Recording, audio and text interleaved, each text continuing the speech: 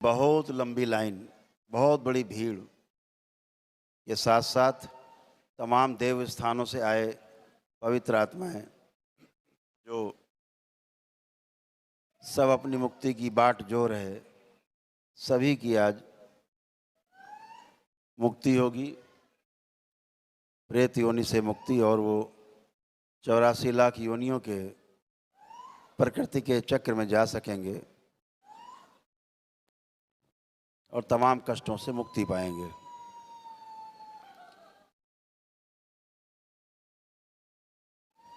आप सभी लोग खूब अच्छी तरह से समझ चुके हैं कि बिना पितृ की मुक्ति के अपनी मुक्ति संभव नहीं। आप ये मत समझिए कि हम जिंदा हैं और वो मर गए। जो नहीं मरता वो आज भी जिंदा है, जीवन के रूप में हमेशा जिंदा रहता है, वो कभी मरता ही नहीं। और जो आपके भी अंदर है, जो आपके अंदर बैठ के सुन रहा है, आपके अंदर से हमें देख रहा है, हम आपको देख रहे हैं, जो देख रहा है, सुन रहा है, बोल रहा है, अनुभव कर रहा है, ये कभी मरता नहीं है। इसका गठबंधन बना ही रहता है सूक्ष्म जगत से, क्योंकि वह स्वयं भी सूक्ष्म है और जो आपको नहीं दिख रहे हैं वह भी सूक्ष्म हैं। तो यह गठबंधन आपका बना ही रहता है। आप सोचो वो तो मर गए, चले गए, कोई कहीं जाता वाता नहीं। ये एक बड़ा विज्ञान है, एक बड़े, हमारी बात सुन के कुछ लोग नाराज भी हो सकते हैं, बड़े धर्माचार्य, लेकिन जो दिखता है वो बहुत खतरनाक भी है और बहुत सुंदर भी है। जिस दृष्टि से देखो वैसा ही दिखता है। लेकिन ये मान के जीना कि ये शरीर दिख रहे हैं, जो दिख रहा यही है, ये सबसे बड़ी नासमझी का जो है सबूत है आपके पास। जिस दिन आप ये जान जाएंगे कि ये तो एक जीरे के बराबर नहीं है जो दिख रहा है पूरे सृष्टि में, जितना कुछ दिख रहा है, जो नहीं दिख रहा है वो पूरी पृथ्वी से भी ज़्यादा बड़ा है जीरे की तुलना में। जो नहीं दिख रहा है वही दिखने वाले को चला रहा है, वही दिखने वाले को सृजन और विध्वंस की चक्की में पीसता रहता है। हमें व्यवस्था दिखती है, तमाम आपको कष्ट हुए, आपको लगता है बहुत दिक्कत है, बहुत अव्यवस्था है। दरबार देखता है कि ये व्यवस्था है।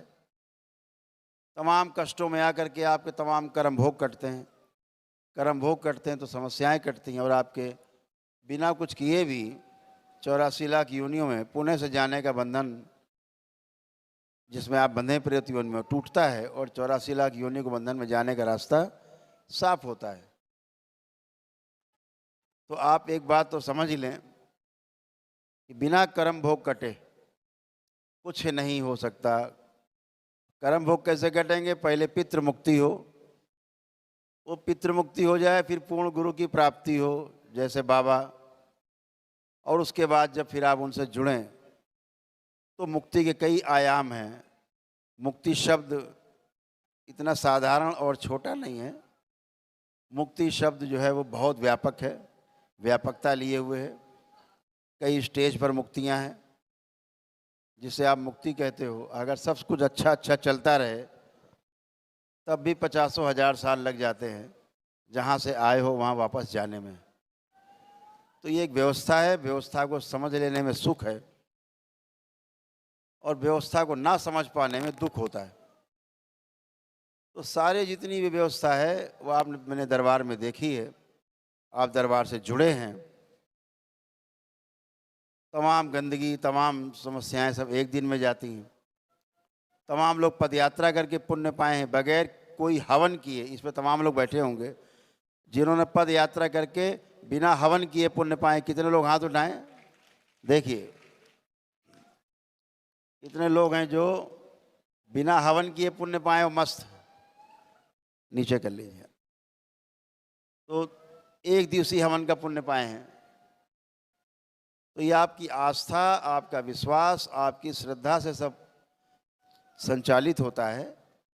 कुछ लोग नमन करके पुण्य पाए हैं, कुछ लोग पदयात्रा करके पुण्य पाए हैं, कुछ लोग दंडवत यात्रा करके पुण्य पाए हैं। ऐसे तमाम, किसी ने एक दिवसीय अनुष्ठान किया दरबार में, उससे पुण्य प्राप्त किए हैं। तो जो जिसके पास जैसी व्यवस्था है, जिसके पास है वह भी, जिसके पास नहीं है वह भी, सभी अपने अपने पितरों की मुक्ति करा सकते हैं। ये बहुत साधारण है और बहुत सिंपल है। तो सभी लोग आज अपने पितरों की मुक्ति के लिए आपने जो कार्य किया है, ये भगीरथ प्रयास है। जो भगीरथ ने किया था अपने पितरों की मुक्ति के लिए, उससे कम भगीरथ प्रयास कलयुग में आपने भी नहीं किया है। इसके लिए आप सभी को बहुत बहुत बधाई, बहुत शुभकामनाएं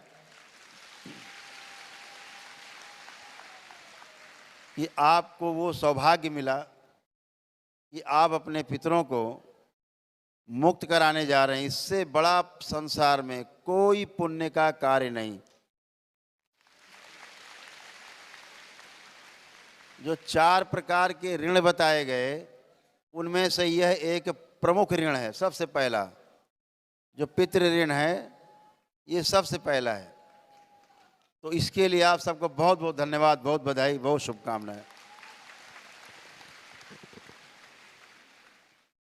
इसीलिए दरबार कहता है, दरबार का नारा है कि रोग मुक्त भारत, शोक मुक्त भारत और ऋण मुक्त भारत। और जब ये सब हो जाएगा तो भारत बन जाएगा ज्ञान युक्त भारत। इसके बगैर होता नहीं। पितृ हैं तो समस्या है, उनकी स्मृतियां हैं तो और बड़ी समस्या है। तो सभी जाना आवश्यक है, शुद्धि होना आवश्यक है, पवित्रता होना आवश्यक है। और जब ये सब कर लेते हैं, सारे ऋण उतार लेते हैं, तो पवित्र से फिर आप पावन हो जाते हैं।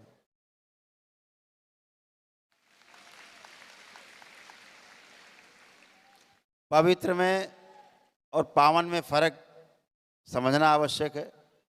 पवित्र उसे कहते हैं जो कभी भविष्य में अपवित्र हो सकता है, उसे कहते हैं पवित्र हो गया। कभी अपवित्र हो सकता है, फिर अगले दिन अपवित्र होते हैं, फिर स्नान करते हैं, बोले हम पवित्र हो गए। अगले दिन फिर अपवित्र हैं, फिर स्नान किए, बोले अब हम पवित्र हो गए। फिर अगला दिन आया, फिर बोले अपवित्र, फिर स्नान करेंगे, फिर पवित्र। तो पवित्र व्यक्ति जो है वो अपवित्र हो सकता है, लेकिन पावन शब्द का अर्थ है जो पावन हो गया अब वो कभी अपवित्र नहीं होगा। इस शब्द का अर्थ इतना ही है। जैसे दूध से आपने घी बना लिया, ये पावन हो गया, अब घी कभी दूध नहीं बनेगा, ऐसे पावन।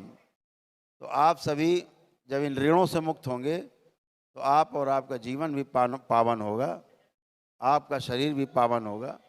और तालमेल करके आप इन 84 लाख बंधनों के बंधन से, 84 लाख योनियों के बंधन से मुक्त हो सकेंगे और जिस लक्ष्य के लिए जन्म लिया है वो पूर्ण हो सकेगा।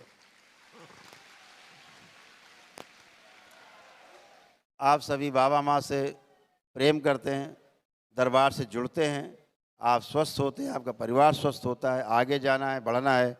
बाबा से दीक्षा लेते हैं हर पूर्णिमा में और अपने जीवन को आप धन्य बनाते हैं। ये अद्भुत है कि आप बाबा से, बाबा के डीएनए से परमानेंट जुड़ जाते हैं। और इनमें बहुत बड़ी संख्या बाबा के जो भक्त हैं वो शिष्य में परिवर्तित हो जाती है उनके। और बाबा का जो शिष्य है वो समझो परम सौभाग्यशाली है। इस धरती पर इस समय सबसे सौभाग्यशाली वो है जो बाबा का शिष्य हो गया है।